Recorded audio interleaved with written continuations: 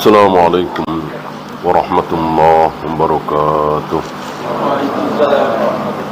إن الحمد لله نحمده ونستعينه ونستغفره ونعوذ بالله من شرور أنفسنا ومن سيئات أعمالنا. من يهده الله فلا مضل له ومن يضلل فلا هادي له. أشهد أن لا إله إلا الله وحده لا شريك له وأشهد أن محمدا عبده ورسوله. أيها الإخوة, ada satu ciri khusus dari satu kaum, satu bangsa yang dicap oleh Al-Quran sebagai Al-Maghdubi alaihim. Al-Maghdubi alaihim, bangsa atau kaum yang dimurkai. Al-Maghdubi alaihim, siapa mereka?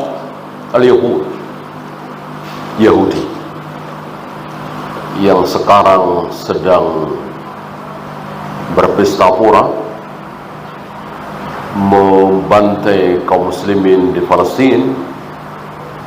Mereka ini bukan sekarang saja,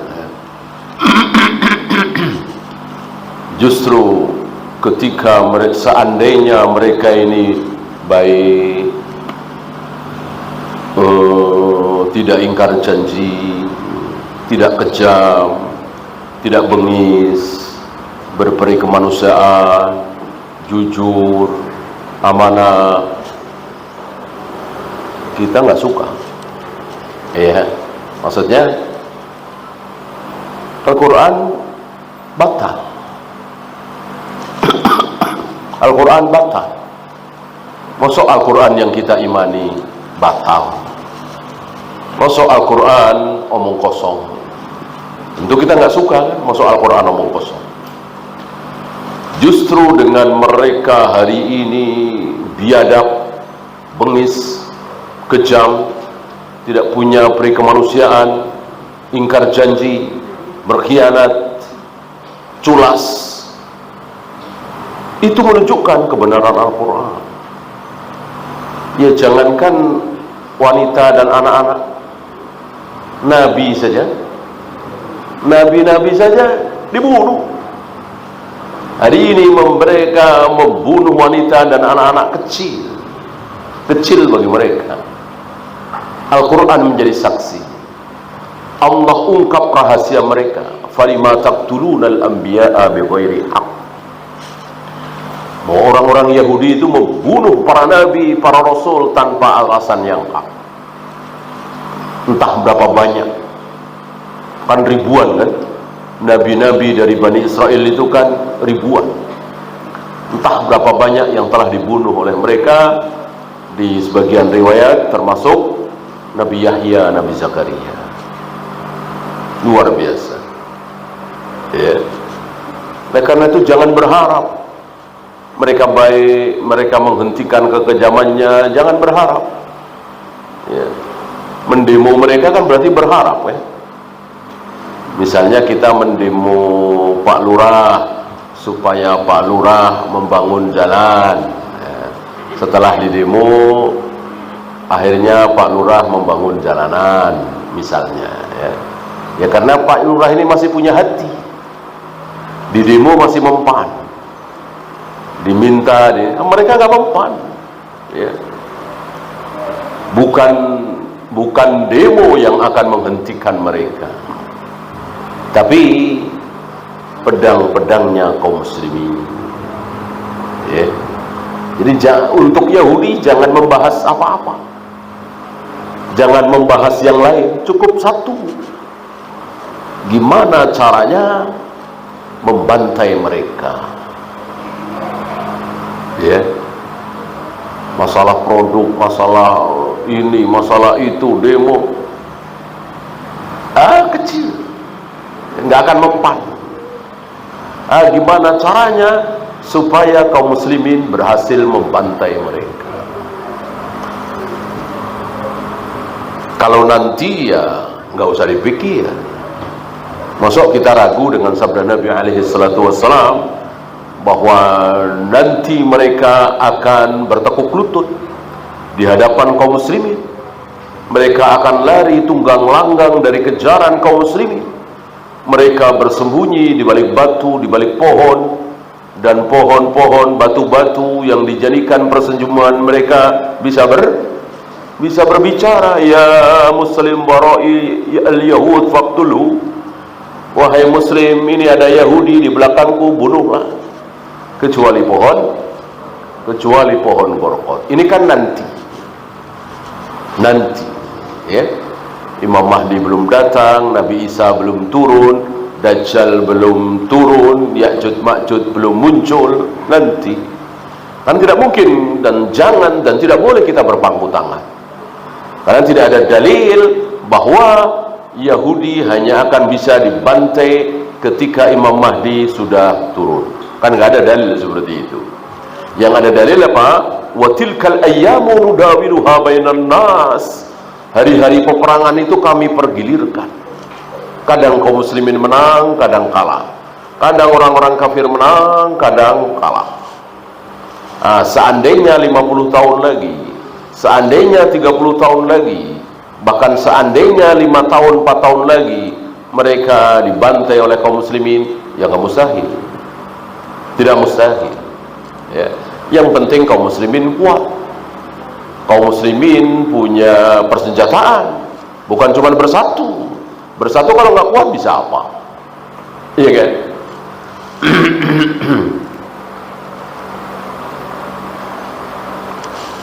Ya taruhlah nggak usah bersatu.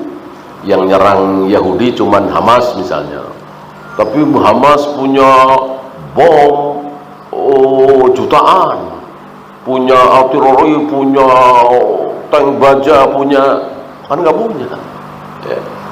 Nyerang sekali doang udah ya. Mestinya serangan hari Sabtu tuh habis gitu, habis tentara Yahudi sehingga nggak bisa membalas, mestinya segitu. Nah, pagi ini insya Allah kita akan bahas kelakuan mereka. Jadi jangan hanya mencaci, memaki, menghujat Yahudi, apalagi mencaci, menghujat Israel. Ini dosa besar ya. Sudah sering kita bahas. Israel ini manusia yang sangat mulia, sangat mulia. Kemuliaannya lebih dari Imam Syafi'i, lebih dari Imam Bukhari, bahkan lebih dari Abu Bakar dan Umar. Karena beliau adalah Nabi, ayahnya Nabi Yusuf, anaknya Nabi Ishak, cucunya Nabi Ibrahim, luar biasa. Maka mencaci, memaki, menghujat, melaknat Israel dosa besar ya. Dan mereka senang sekali disebut sebagai Israel. Maka kita jangan mau ikut-ikutan mereka, menyebut mereka sebagai Israel. Mereka bukan Israel, mereka Bani Israel, anak-anak Israel, atau sebut Yahudi ya. Insyaallah pagi ini kita akan bahas kelakuan Yahudi. Banyak kelakuan Yahudi yang ditiru oleh, bukan banyak, semua. Kalau tidak salah pernah kita bahas ya, kelakuan Yahudi yang ditiru oleh kaum muslimin.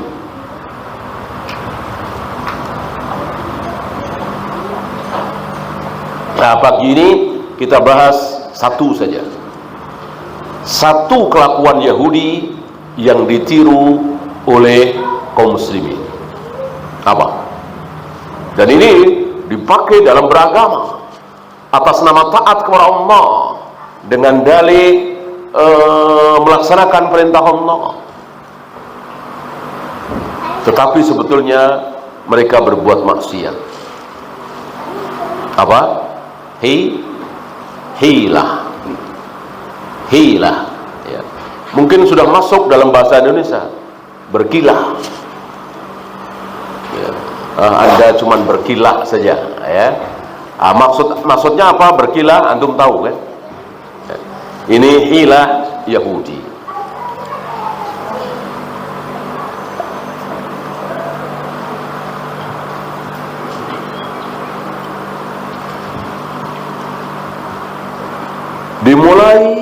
pada hari Sabtu.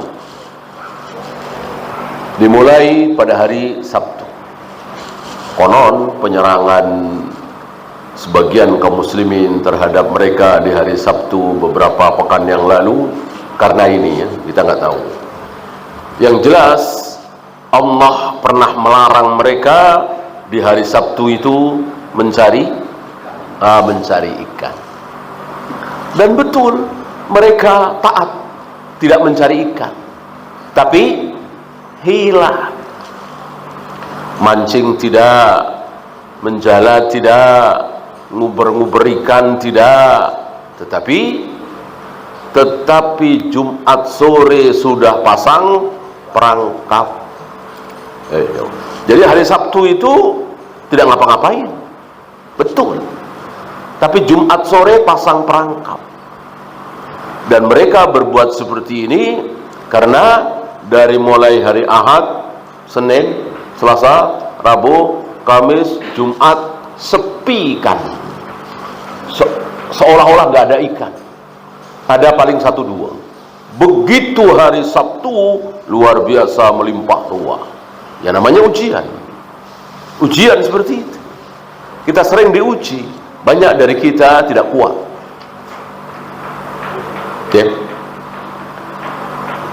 Kerja di bank, udah tahu haram, mau keluar, dipromosikan jadi manajer, dipromosikan jadi kepala cabang, padahal udah mau keluar, ya. Ini ujian.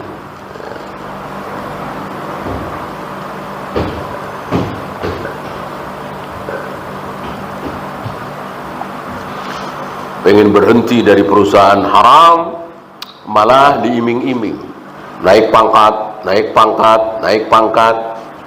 ujian. Dan kita sering seperti itu, ya. Maka fa idza azamta fatawakkal 'ala Allah.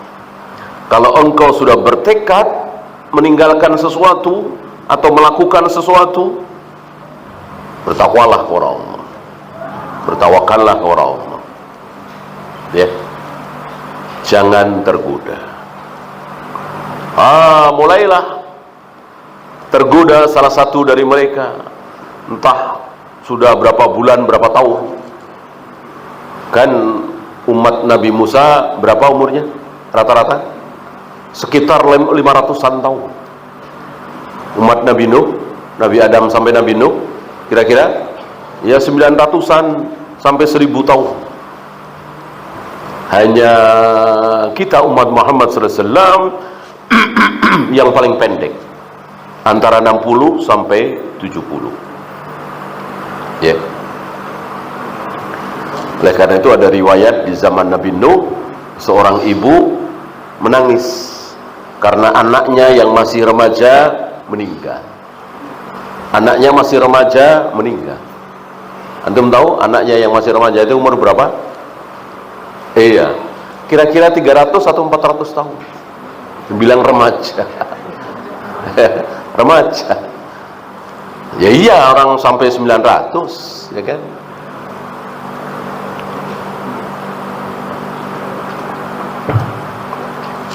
Dan 3 kali lipat. Ya kalau kita umur 20-an atau umur belasan gitu. Gitu. Sedih, mungkin anak satu-satunya yang sedih si ibu ini. Dinasihati oleh Nabi Nuh, jangan sedih. Anakmu sudah lama hidup di muka bumi. Udah lama gimana, kan masih remaja. Ya Nabi Nuh. Nanti umat terakhir dari manusia ini umurnya cuma 60 sampai 70. Beliau tahu, diberitahu oleh Allah tentang umur umat Nabi terakhir Muhammad SAW, kita semua. Kaget si ibu ini dan senang, ya.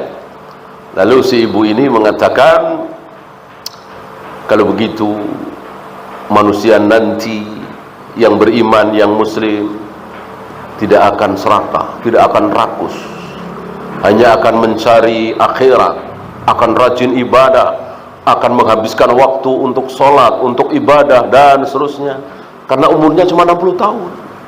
Ngapain ngejar dunia? Cuma 60 tahun, kata si ibu ini. Ya. Kata Nabi Nuh, kalau bahasa kita boro-boro, ya.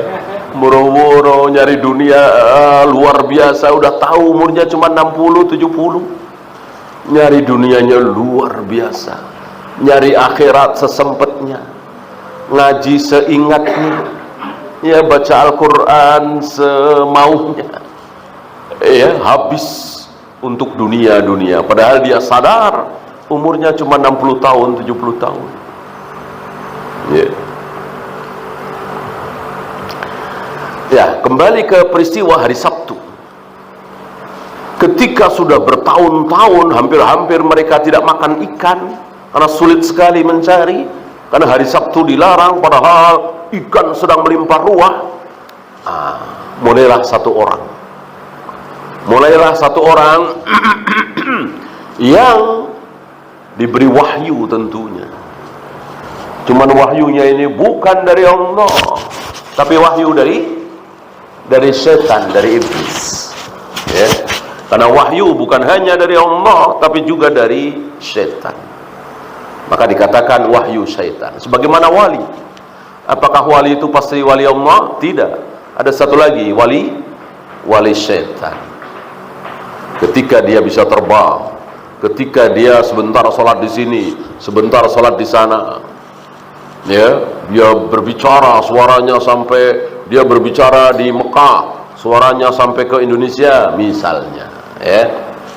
Dia bawa kopi seteko, tapi dibagikan ratusan ribuan jamaah nggak habis-habis, ya. Tapi manhajnya jauh dari manhaj Rasul dan para sahabat, malah berbuat syirik, ngajak kaum muslimin untuk memanggil-manggil ya Rasulullah, ya Habibullah, ya Jibril, ya Syekh Abdul Qadir Jailani, mengajak kaum muslimin untuk mengunjungi kuburan-kuburan keramat. Maka dia betul wali, betul, tapi bukan wali Allah, tapi wali syaitan. Yang membuat dia bisa seperti itu syaitan, dibantu oleh syaitan. Ya. Nah, ada seseorang dari Bani Israel al-Yahud ini dibisiki oleh iblis, oleh syaitan. Untuk apa? Tadi untuk bikin perangkap pada hari Jumat sore, agar ketika nanti besok hari Sabtu ikan melimpah ruah, masuk ke dalam perangkap itu nggak bisa keluar lagi. Jadi tinggal diambil nanti hari Ahadnya. Berarti hari Sabtu itu sepanjang hari tidak cari ikan, diem saja, nggak salah dong. Nah, inilah hilah. Kesannya taat tapi tidak taat, kesannya taat seolah taat tapi maksiat. Dan ini berbahaya, sangat berbahaya. Dan itu yang sedang dilakukan oleh kita kaum muslimin dalam beberapa hal. Ya. Dari akibat mereka berbuat hilah ini, akhirnya diikuti 2 orang, 3 orang, 10 orang. Karena ketika si fulan yang pertama kali diberi wahyu oleh syaitan sehingga bisa bikin perangkap untuk ikan itu, dia pulang, dia masak, dia bakar ikan barangkali, ya, aromanya tercium kemana-mana. Orang-orang pada kaget, bau ikan dari mana? Karena memang sulit sekali cari ikan, memang namanya ujian.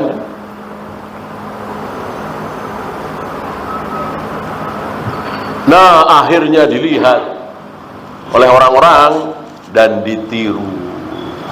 Akhirnya menjadi 2, akhirnya menjadi 4, akhirnya menjadi 8, akhirnya menjadi 10, tuh sampai entah berapa ratus yang melakukan perbuatan seperti itu.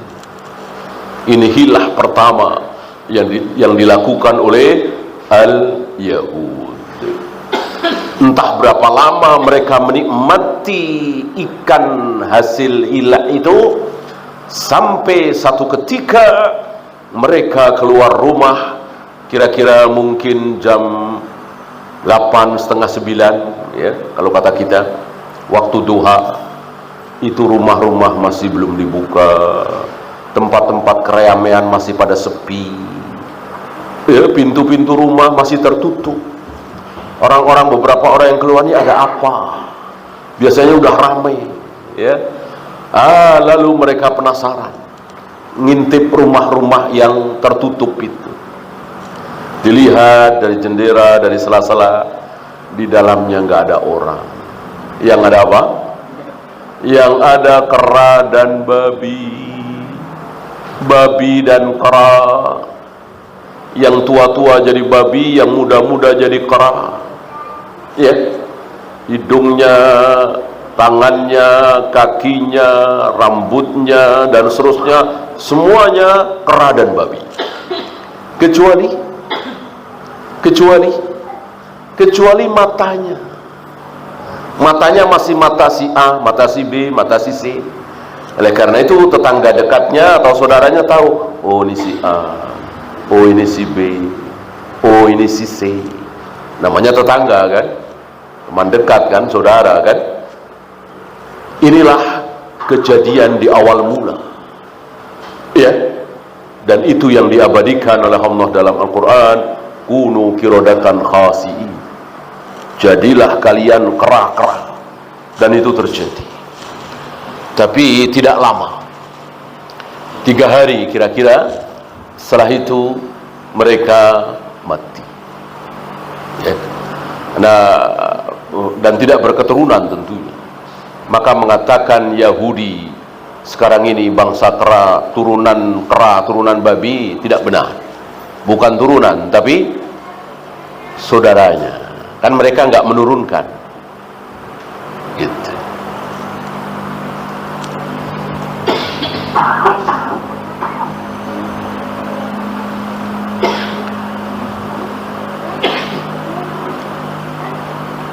Nah, hilah yang dilakukan oleh Yahudi itu sekarang sedang dilakukan oleh kaum muslimin. Jadi seolah taat, tapi sebetulnya dia berhilah.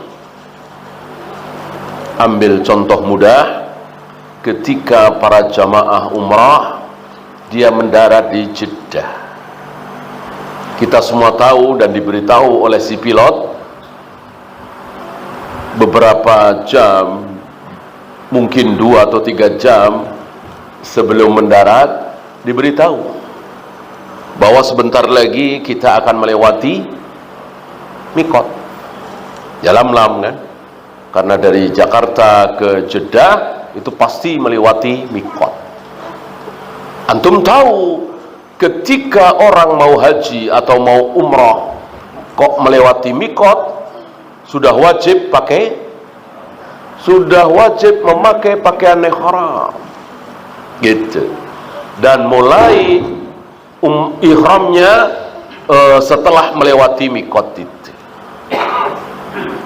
Nah, memakai pakaian ihram, tidak boleh potong kuku, tidak boleh potong rambut, tidak boleh pakai wewangian, tidak boleh pakai cadar bagi yang perempuan, tidak boleh pakai tutup kepala bagi yang laki-laki, dan seterusnya sampai tahallul.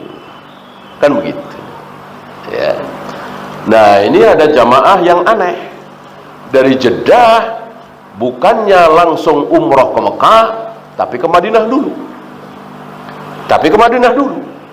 Bolehkah? Boleh aja sebetulnya.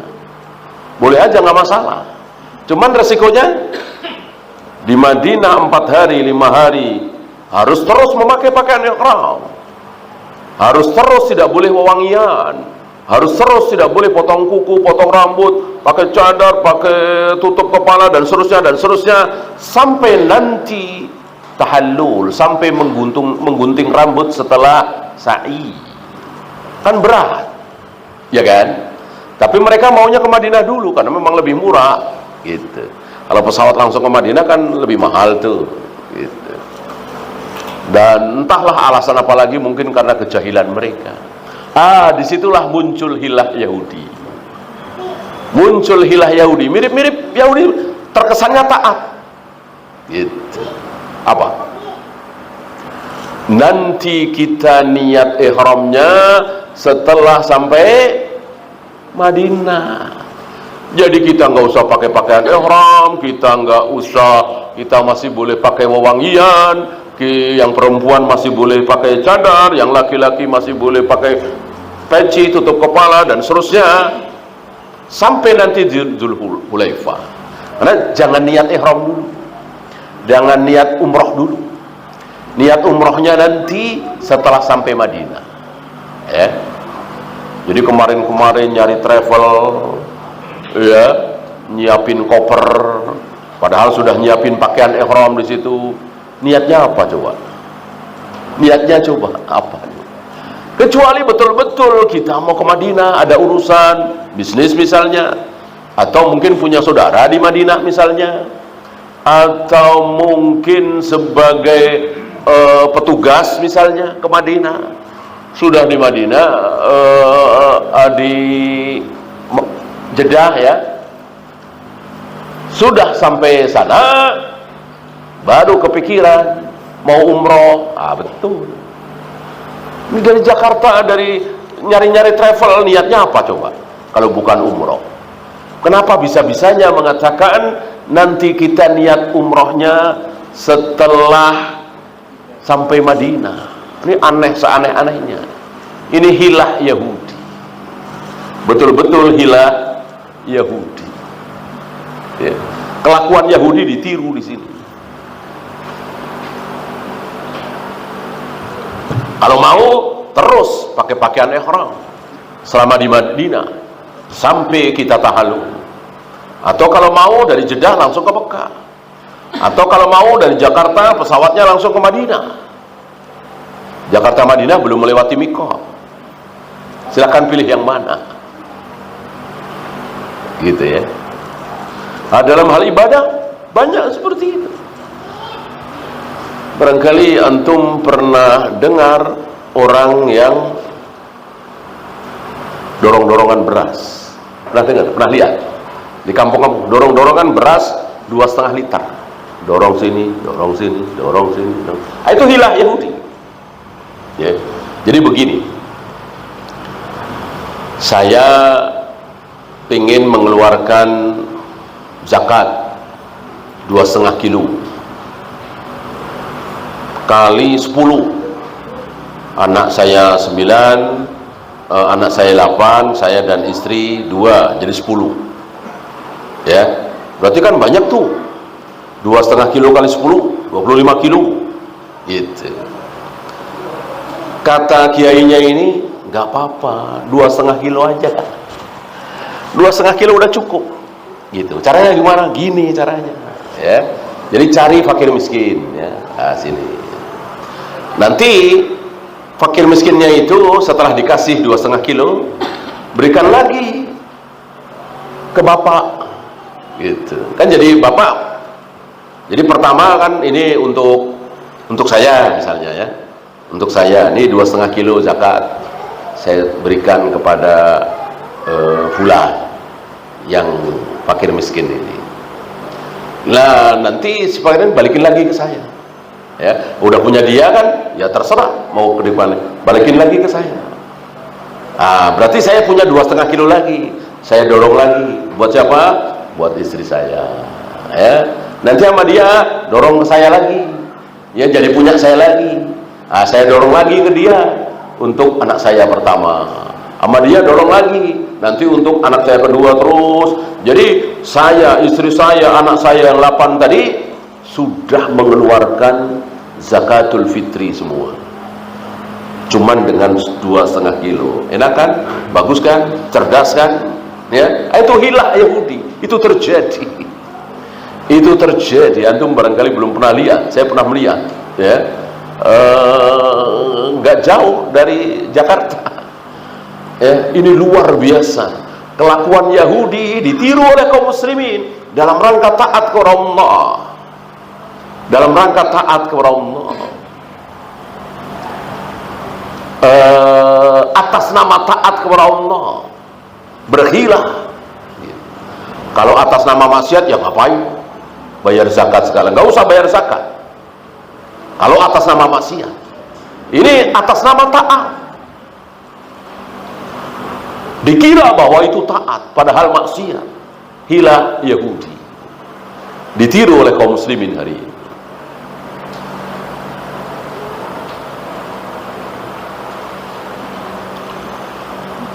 Ada orang mau pinjem 1 miliar, kembalinya 1,3 miliar, dicicil selama 10 tahun. Riba apa tidak? Riba apa tidak? Jelas riba. Nah, biar nggak riba gimana? Nah, ini dia. Luar biasa, iblis syaitan selalu memberikan wahyunya menipu kaum muslimin. Bukan orang kafir ya. Orang kafir nggak ada yang ditipu. Ya. Karena dengan kafir sudah tertipu. Nggak ada iblis syaitan memberikan subhat kepada orang Buddha, Hindu, Konghucu, nggak ada. Ini khusus kaum muslimin. Kenapa? Karena iblis tahu, setan tahu, yang benar itu cuma Islam. Di luar Islam kan batil, neraka. Yang ngapain digoda? Ngapain ditalbis? Orang sudah jelas-jelas sesat. Ya. Maka was-was dan seterusnya ketika beribadah itu hanya ada di kaum muslimin. Buddha, Hindu, Konghucu nggak ada was-was. Yang punya was-was itu cuma kaum muslimin. Sudah wudu, sepertinya batal, seperti kentut, seperti kencing, padahal tidak. Sudah takbiratul ihram, seolah-olah seperti belum niat, diulang lagi, itu hanya kaum muslimin. Nggak ada orang Buddha, orang Hindu ketika beribadah kepada Tuhannya sudah pasang hiu apa, oh ini udah sah apa belum ya? Udah sah, nggak ada. Udah dengan mantapnya. Karena iblis tahu dia ini jurusan neraka, ngapain digoda? Paling syahwat supaya tambah dosanya, berzina, minum khamr, berjudi. Subhat nggak ada. Orang hidupnya sudah subhat, agamanya itu sudah subhat. Kalau Islam kan benar.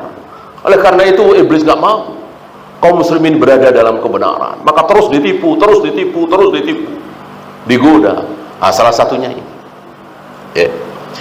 Kalau meminjam 1 miliar, kembali 1,3 miliar, dicicil selama 10 tahun, jelas riba.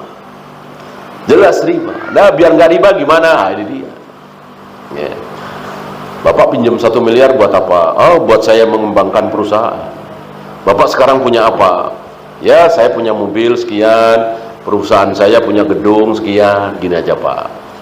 Separuh dari gedung Bapak ini, saya beli.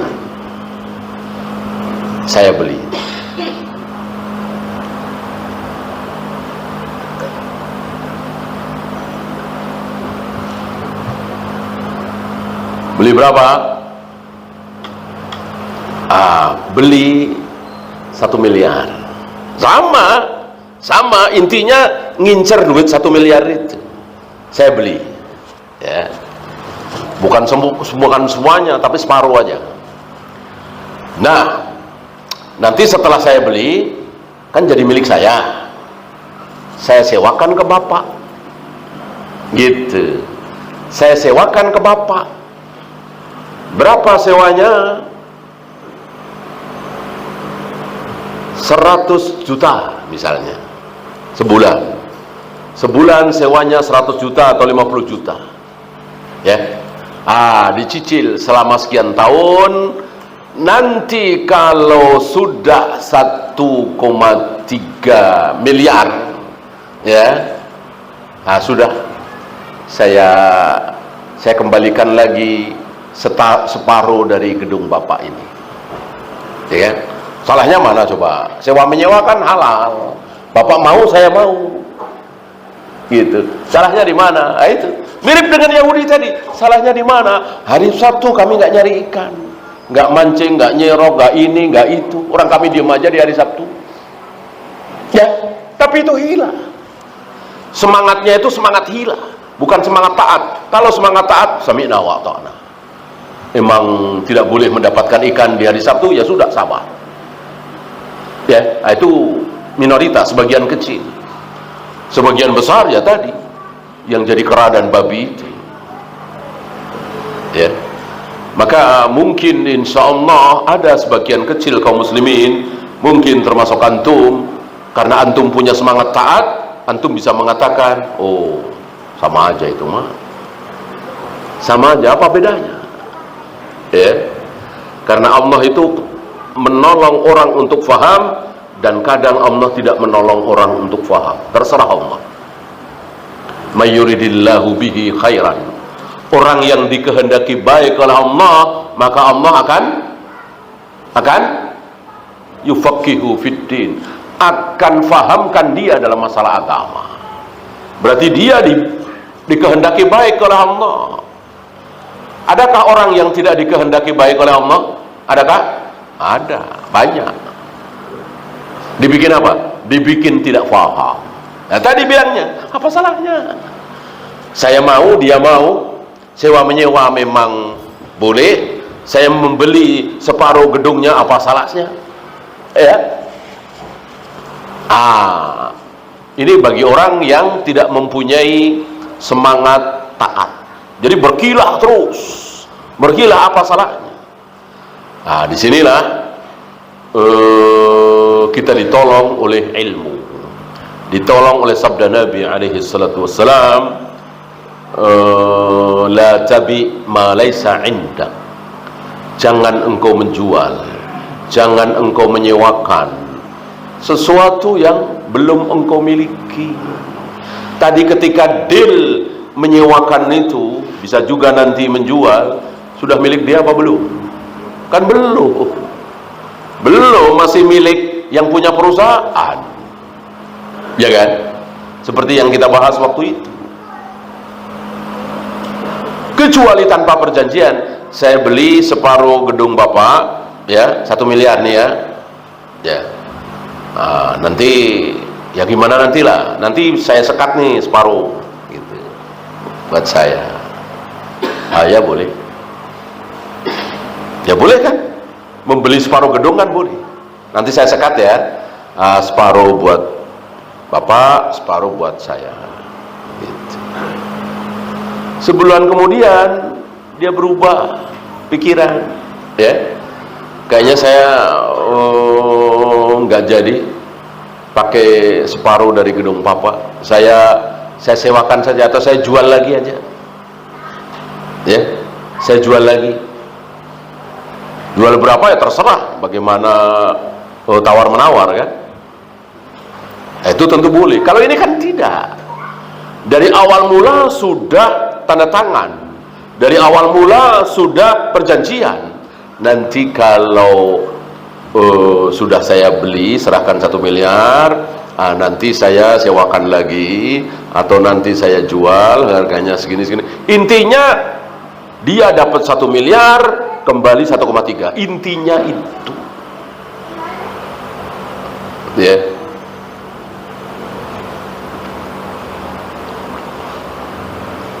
Dan rupanya ini salah satu dari 4 hal yang membuat kaum muslimin terpuruk, hina, lemah, terjajah, miskin, dan tidak ditolong oleh Allah.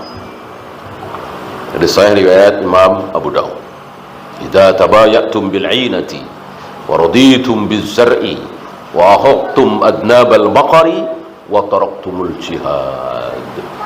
Ketika kalian sudah berjual beli dengan cara inah, salah satunya cara seperti itu, kemudian kalian asyik memegang ekor-ekor sapi, maksudnya bangga dengan peternakan, waraditum bizzar'i, dan bangga dengan pertanian, sibuk dengan dunia, wa taraktumul jihad, lalu kalian meninggalkan jihad, sudah tidak ada yang jihad lagi. Pemimpin-pemimpin sudah tidak mengumandangkan jihad lagi. Sallallahu alaikum dhullan, maka Allah akan timpakan kepada kalian kehinaan, kesengsaraan, kemiskinan, kebodohan. Allah tidak angkat kehinaan itu hatta tarji'u ila dinikum, sampai kalian kembali ke agama kalian yang benar. Jadi tidak jual beli dengan cara inah lagi, tidak main riba lagi, gharar, maisir, tidak menghabiskan waktu untuk dunia, dan berjihad tentunya, baru Allah akan angkat kehinaan itu. Ya.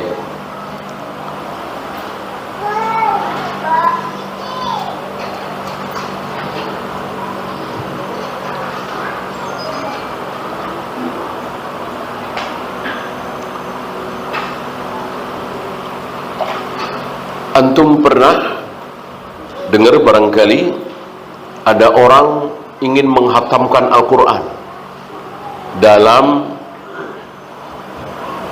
1 jam, 2 jam, ya.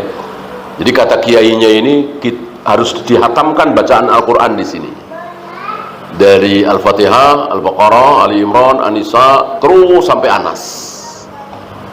Waktu cuma 2 jam, kan nggak mungkin kan? Mosok menghatamkan Al-Quran 2 jam? Gimana caranya? Nabi dan para sahabat yang betul-betul orang Arab, luar biasa lancarnya bacanya, paling cepat berapa? Paling cepat seminggu. Paling cepat seminggu. Udah cepat sekali itu seminggu. Udah nggak kerja apa-apa. Ya. Ini cuma 2 jam. Ya. Lalu bagaimana caranya? Gampang. Gampang. Apa? Cari 30 orang. Cari 30 orang. Nah, orang pertama baca 1 juz, orang kedua baca juz kedua, orang ketiga baca juz ketiga, orang keempat juz keempat, terus 1 juz kan ya nggak nyampe 2 jam lah. Oh, baca bareng-bareng rame-rame di situ. Ya, ini bukan 1 2. Ini di kampung-kampung banyak sekali. Atas nama taat kepada Allah, ingin menghatamkan Al-Quran dalam waktu singkat dengan cara hilah Yahudi. Udah, mestinya nggak usah. Itu takaluf namanya. Itu yang terjadi kan? Baca bareng. Berapa dalil yang dilanggar di samping hilah? Apa? Wa idza quri'al Qur'an fastami'u lahu wa ansitu. Jika Al-Quran sedang dibaca oleh si A, si Fulan, diam semua, dengarkan. Ini Al-A'raf kan? Dilanggar oleh mereka. Siapa yang dengar? Orang 30 orang baca semua. Padahal kalau ada Al-Quran dibaca, kita semua diam. Misalnya saya sedang baca Al-Quran di sini, antum wajib diam, dengarkan. Walaupun mungkin sebelum saya baca Al-Quran, saya menyampaikan sesuatu, antum ada perlu sama teman sebelah minjem apalah ini kan. Begitu antum dengar saya baca Al-Quran, wajib diam, dengarkan. Gitu ya. Oleh karena itu kalau ada masjid nyetel murotal ayat-ayat Al-Quran, kita semua harus diam, dengerin. Ya, apalagi masjid di pasar-pasar gitu kan, menjelang Jumat misalnya, atau menjelang Maghrib misalnya, masjid nyetel murotal, suaranya kemana-mana, itu satu pasar harus diem, kan berat sekali. Maka menjadi bid'ah dan haram dan dilarang nyetel murotal kenceng-kenceng, suaranya kemana-mana, kan orang-orang nggak siap. Karena Al-Quran ketika dibaca harus diam semua mendengarkan. Beda dengan ceramah di kaset, kita nggak dengerin nggak masalah. Maka kalau antum berdua, bertiga, berlima di mobil, jangan nyetel murotal. Antum dengerin radio misalnya, tadinya ceramah di mobil bertiga, berempat, kok kemudian baca Al-Quran, antum masih ngobrol, matikan. Kecuali siap diam semua, gitu ya.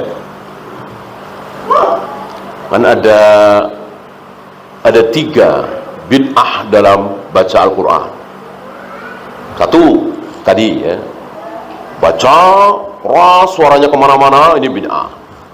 Yang kedua yang mirip tadi ya, jadi baca semua atau rame-rame baca rame-rame bareng-bareng. Walaupun yang dibaca sama, seperti anak-anak TK itu. Anak-anak TK namanya belajar ya, boleh ya. Ikutin ibu ya, alhamdulillah, bareng-bareng alhamdulillahirabbil alamin. Namanya juga lagi belajar, boleh. Adapun yang sudah tidak belajar lagi, ibu-ibu sudah lancar baca Al-Quran, kok baca seperti itu di bulan Ramadan, bid'ah ya. Yang ketiga, dibagi. Misalnya ibu A dari ayat 1 sampai ayat 20, diteruskan oleh ibu B dari ayat 21 sampai ayat 40, diteruskan lagi oleh ibu C, dan seterusnya. Terus Al-Baqarah selesai, teruskan Ali Imran, besoknya terus sampai Anas. Ada yang khatam? Ada yang khatam? Gak ada yang khatam ya. Gak ada yang khatam Al-Quran, gak ada khatam Al-Quran gotong royong seperti itu ya. Baca sendiri-sendiri, kecuali sekali lagi sedang belajar, membetulkan tajwidnya, makhrajnya, panjang pendeknya. Kalau tidak sedang belajar tadarus Al-Quran di bulan Ramadan, di luar Ramadan, sendiri-sendiri. Itu 3 bid'ah dalam membaca Al-Quran. Nah, ini hilah Yahudi masuk dalam peribadatan kaum muslimin. Waliyadzubillah.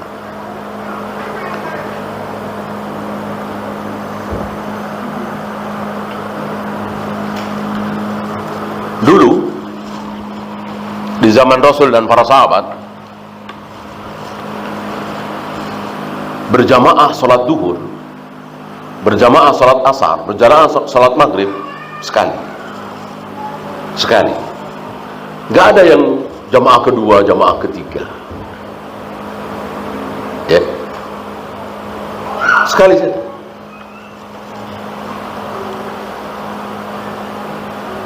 Nah, muncul hilah. Ini sifat hilah.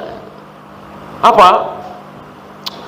Pengen jamaah, tapi datang ke masjid telat, sudah jam 1:30, 2. Nyari orang, atau kebetulan masuk ke masjid itu berlima, berenam, berjamaah salat duhur. Apakah dibenarkan seperti ini? Tidak dibenarkan. Tidak dibenarkan ya. Kecuali ada yang memberi sedekah. Kalau ada yang memberi sedekah, boleh. Mana dalil? Yaitu Rasul dan para sahabat selesai sholat berjamaah duhur atau asar, tiba-tiba ada yang datang. Nabi menawarkan kepada Abu Bakar, di riwayat lain bukan Abu Bakar ya, maukah engkau bersedekah untuk orang ini? Apa maksudnya? Sholat lagi, mengimami yang belum sholat itu. Nabi mengatakan istilah sedekah. Sedekah berarti diberikan oleh yang punya kepada yang tidak punya. Diberikan oleh orang yang sudah sholat kepada orang yang belum sholat. Baru boleh. Kalau tidak ada yang sedekah, ini bid'ah. Mempunyai sifat hilah Yahudi tadi. Ibnu Umar bertiga datang ke masjid, tapi sepertinya bukan Masjid Nabawi. Sampai masjid, jamaah sudah selesai. Ibnu Umar bertiga pulang, sholat berjamaah di rumah. Kalau di rumah boleh, kalau di masjid tidak boleh,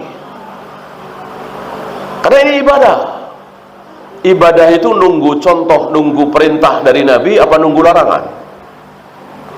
Ibadah itu nunggu contoh dari Nabi apa nunggu larangan? Nunggu contoh. Mana contoh dari Nabi? Nggak ada. Nggak ada, kecuali ada yang sedekah tadi. Jangan seperti orang bodoh, kan nggak dilarang sama Nabi jamaah kedua, ketiga.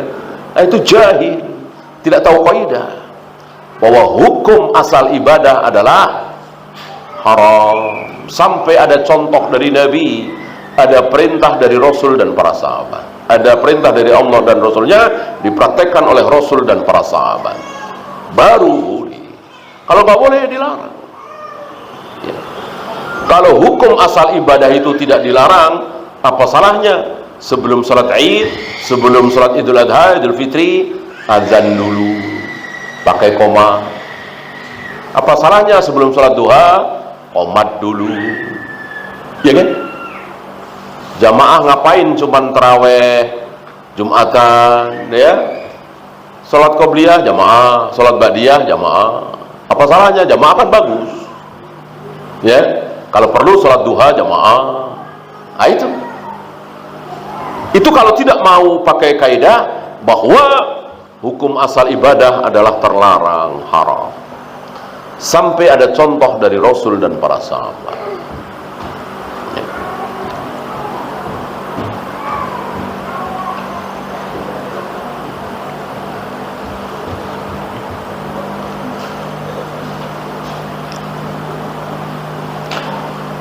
Ada lagi kurban. Ada lagi kurban. Mereka tahu kalau patungan kambing kan nggak boleh.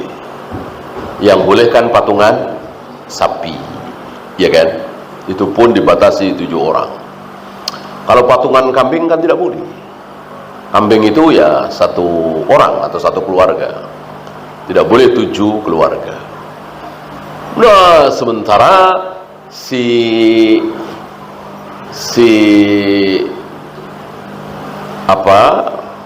pedagang cendol ini, ya, ini ada pedagang cendol, dia tidak punya uang di Idul Adha itu, ya, kecuali cuman 300.000, ya. Nah, kalau patungan kan nggak sah tuh. Sementara pengen kurban, ya udah nggak apa-apa, kumpulkan 300.000 kali 10 kan lumayan, 3 juta dapat 1 kambing. Tetap ini bukan kurbannya si A, si B, si C, tapi si fulan. Jadi uang 300.000 itu kita kali 10 diberikan kepada si A, salah satu tukang cendol itu. Jadi tahun ini kita 10 tukang cendol ini yang berkorban adalah si A. Cuman dibantu oleh 9 temannya itu. Nanti tahun depan gantian si B. Tahun depannya lagi si C. Tahun depannya lagi si D, sampai selesai 10. Ini nggak jauh dari hilah Yahudi. Ya. Allah nggak suka maksain diri seperti itu. Ya. Bisa korban, silahkan korban. Ada uang, beli kambing yang bagus. Kalau memang ada uang lebih lagi, beli sapi. Kalau bisa, kalau ada. Kalau nggak ada, sudah. Jangan takalluf. Allah tidak bangga, Allah tidak senang kita memaksakan diri taat kepada Allah. Misal kita tidak bisa sholat sambil berdiri karena sakit, lalu kita paksakan, kita suruh anak istri kita megangin kita. Allah nggak senang, Allah nggak bangga takalluf seperti itu, ya. Termasuk kita nggak sanggup berkorban tapi pakai nabung, dikumpulin nabung rame-rame. Orang awam, orang jahil melihat ini sebagai sebuah ketaatan. Allah nggak suka. Bisa lakukan, nggak bisa sudah.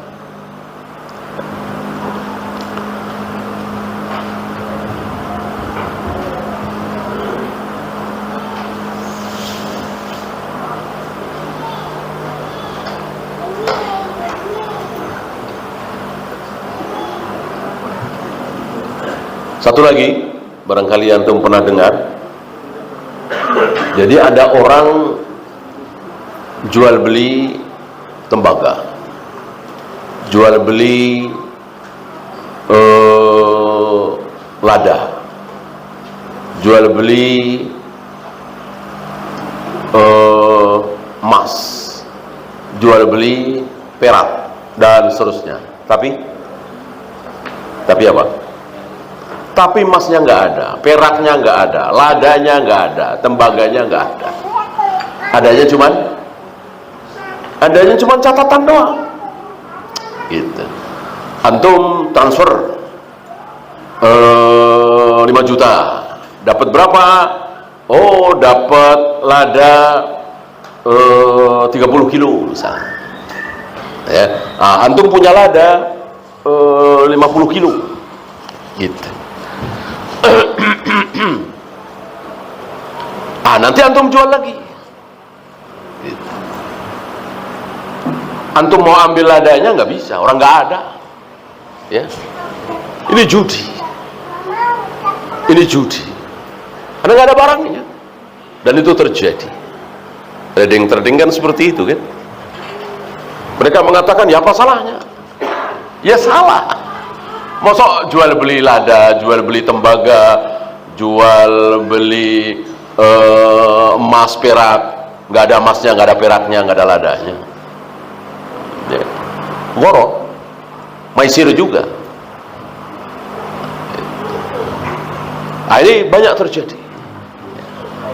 Jangan antum ikut-ikutan. Ini haram. Ya. Dan itu permainan. Ya. Maka bisa diputar-putar oleh mereka. Ya. Mereka punya bandar. Antum pernah dengar? Bandar judi kalah lalu bangkrut, pernah dengar? Bandar judi kalah bangkrut, pernah dengar? Gak ada. Yang kalah yang masangnya, yang ciri-cirinya itu, yang ngeluarin orang uang 100.000, 200.000, 500, itu yang habis-habisan. Dan pertama pasang dikasih menang, pasang kedua dikasih menang, pasang ketiga masih dikasih menang, keempat, kelima, wah kalah terus dan penasaran dia. Ini orang-orang jahil, orang-orang bodoh. Ya. Itu seperti itu, judi. Antum masih ingat kan ciri-ciri judi? Apa? Sesuatu dikatakan judi kalau kedua belah pihak itu, yang satu untung, yang satu rugi, yang satu rugi, yang satu untung, itu judi. Ya. Kalau untung dua-duanya, enggak. Jadi judi itu bukan untung-untungan, enggak. Sebab jualan itu juga untung-untungan, karena bisa laku bisa tidak kan? Bukan. Sono rugi kita pasti untung, sono untung kita pasti rugi. Nggak mungkin dua-duanya untung, nggak mungkin dua-duanya rugi. Itulah judi. Ya. Ketika antum seperti kemarin kan, store 200.000, 200.000, 200.000 tiap bulan, tiba-tiba mobil antum tabrakan, biaya bengkel 10 juta langsung ditanggung oleh pihak asuransi. Padahal antum store baru 2 kali, 400.000. Ya, siapa yang untung? Antum. Dia, perusahaan asuransi, rugi. Ya kan? Rugi dia loh. Baru dapat 400.000 harus mengeluarkan 10 juta. Ya. Sebaliknya, kalau kita store 200.000, 200.000 tiap bulan sampai 10 tahun, mobil kita nggak nabrak-nabrak. Iya kan? Lecet aja enggak, karena jarang dipakai, supirnya hati-hati. Kita rugi, hilang kan? Dia untung. Tinggal kalikan 200.000 kali 12 kali 10 tahun, 20 tahun gitu. Maka biasanya karena memang setan, ya larinya ke setan gitu, bohong. Ketika pintunya udah kusam gitu, tabrakin, nah, senggolin, nah, nanti kan jadi baru. Jadi kan udah dosa semua, udah setan sama setan. Dan itu bukan 1-2, ya kan? Tabrakin sekalian, ini sekalian, itu bukan 1-2, biar dibelikan yang baru. Begitulah. Ya. Maka satu jalan keluar bagi kaum muslimin. Tidak ada duanya, tidak ada tiganya. Cuman satu jalan keluar bagi kaum muslimin untuk keluar dari keburukan ini. Apa? Kembali kepada sunnah. kembali kepada sunnah, persis sabda Nabi tadi, hatta tarji'u ila dinikum, sampai kalian kembali kepada agama yang benar, mengikuti sunnah Nabi, baru kemiskinan itu akan dicabut oleh Allah. Kehinaan, keterpurukan, dijajah dan seterusnya akan dicabut. Selagi kita belum kembali kepada agama yang benar, penuh riba, maisir, gharar, bid'ah, syirik, berbagai macam maksiat dilakukan oleh kaum muslimin, jangan harap kehinaan itu akan diangkat oleh Allah. Sampai hari ini nggak diangkat-angkat kan? Kan banyak yang bertanya, apa Allah nggak lihat sih anak-anak muslim, orang-orang tua muslimah, para wanita dibombardir seperti itu, nggak ada makanan, nggak ada minuman, nggak ada listrik. Padahal kalau Allah mau tolong bisa nggak? Ya bisa sekali, kecil bagi Allah. Kalau Allah matikan Yahudi hari ini, nggak sampai sejam habis mereka. Kalau Allah mau. Nah, pertanyaan besar, kenapa Allah tidak mau? Jawabannya tadi, hatta tarji'u ila dinikum. Ya. Ketika kaum muslimin mayoritas sudah meninggalkan bid'ah, meninggalkan syirik, meninggalkan berbagai macam hilah tadi, meninggalkan berbagai macam maksiat, insya Allah. Siapa contoh? Siapa contoh? Contoh besarnya siapa? Para sahabat. Para sahabat punya apa sih? Para sahabat ahli apa sih? Para sahabat kayak apa sih teknologinya? Dibanding dengan Romawi dan Persia, nggak ada apa-apanya. Dari segi jumlah, dari segi persenjataan, nggak ada apa-apanya. Ya.